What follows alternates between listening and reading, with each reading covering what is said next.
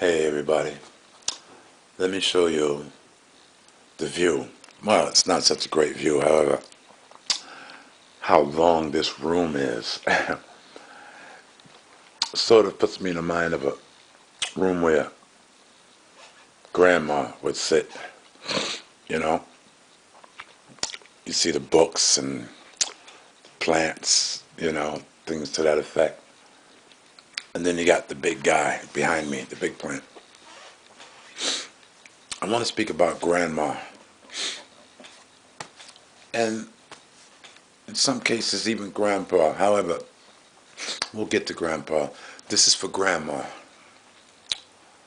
In this world today, with all the young children having children, then realizing that reproducing themselves is not all that much fun. There's a lot of work and the thereafter, the trials, the tribs, the struggles, and then the fact of not even having the knowledge of what you're doing or what is to be done after the baby's born. I would say grandma has made a major impact on saving children's fate or changing the fate. At the same time, it can be good or bad due to the fact that grandma is a parent of the parent who is the parent, and that makes it a lot harder and easier at the same time for her to spoil the child and, want to give the child all the things behind the pain she feels the child has sustained by not having a parent. I see what the grandparents really do in this society. So many children will be able to identify with what I'm saying. More than that, so many mothers and young fathers, if they really have a conscience, will be able to say, wow, this is true. Because without grandma, a lot of these young kids would have wound up in foster homes or at the Bureau of Child Welfare or ward of the state.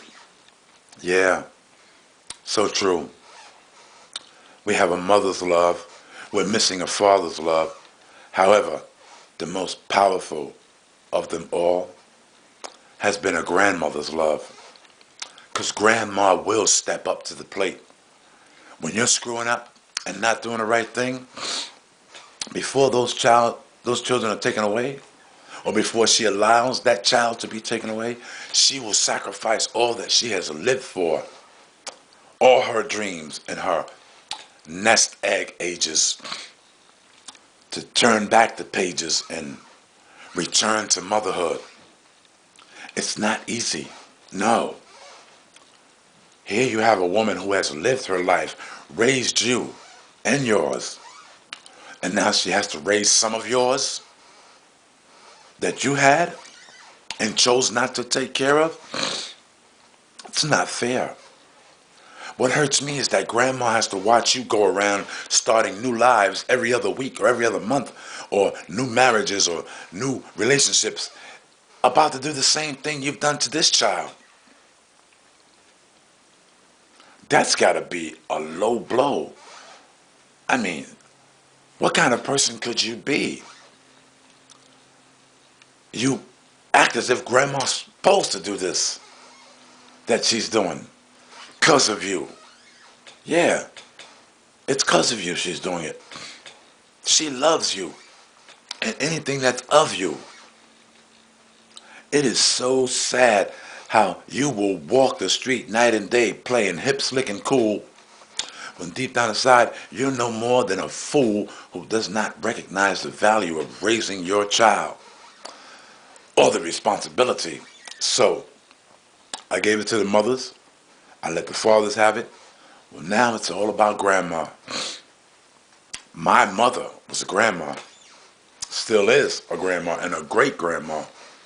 She raised her own and her own's own and did a better job than they could have done. Oh yeah. That's why most of my nephews and nieces look to my my mother as their mother. Why? Because of what is happening today in society. We are having children and just having them. Nothing more, nothing less. Look, take it from me. I'm not going to have them if I'm not willing to step up to the plate and deal with the trials and tribulations of bringing them up. Every day, you have to be a father, a mother, every day, not just when it suits you or when you're trying to get back in good with the one you had the kids with. No, you have to be a father every day.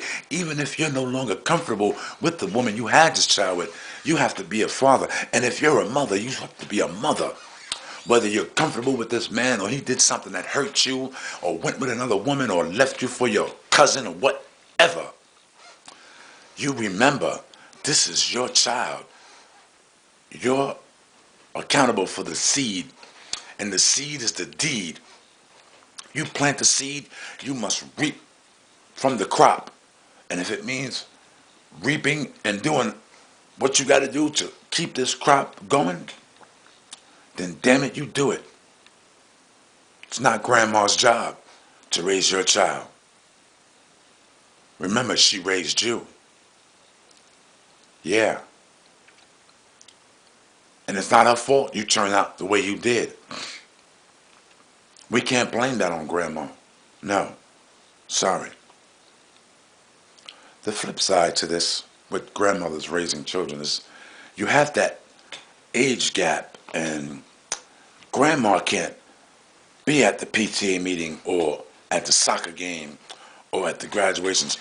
However, she will be there, and I got proof. I've seen my mother there, and all my nephews and nieces seen grandma. You darn right.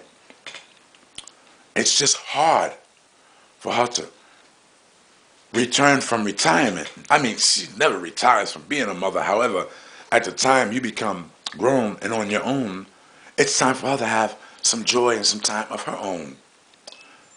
Bring her joy to your children, not bring them home for her to suffer and do what you are supposed to do. Yeah, man, get on your job.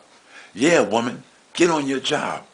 If you have them, help them, take care of them, and teach them how to hold their own, so you don't have to always do the same thing over and over and over and over till you're gone. Grandma deserves a break too. So don't break her back with the children who you no longer choose to take care of and to be responsible for.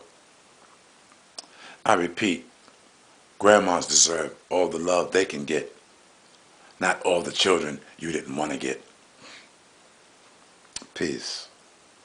Get on your job, young mothers, young fathers, or close down the shop and just stop. Avoid the void. If you can't take care of them, don't have them. I said it.